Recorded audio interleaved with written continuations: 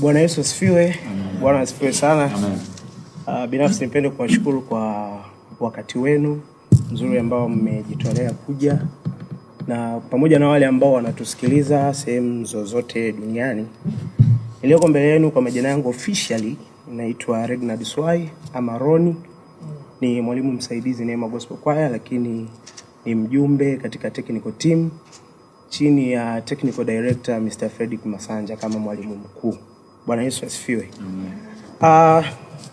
Nikiwa kama mwanafamilia wa Neema Gospel Choir, niko hapa mbele yenu kuitambulisha theme ambayo tuko nayo mwaka huu.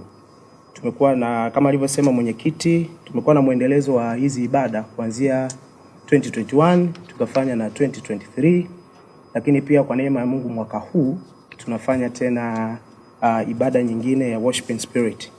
Nakumbuka 2021 tulikuwa na theme inakwenda kwa jina la Sing with Thanksgiving, na tulimuona Mungu sana kupitia ibada hiyo.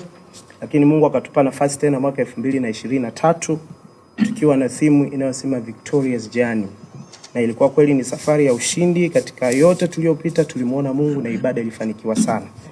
Lakini kipekee mwaka huu imekuwa ni special sana ama unique naweza nikasema, kwa sababu theme ya mwaka huu inakwenda kwa jina la Grace Unlimited ama neema isiyo na ukomo. Bwana Yesu asifiwe. Amen. Sasa nitajaribu kuielezea kwa nini tumeita Grace Unlimited. Na tukisema Grace Unlimited, hii ninaweza nikasema ni declaration of God's unending favor, ama ni kibali ama neema na rehema za Mungu zisizo na ukomo juu ya maisha ya wanadamu. Bwana Yesu asifiwe.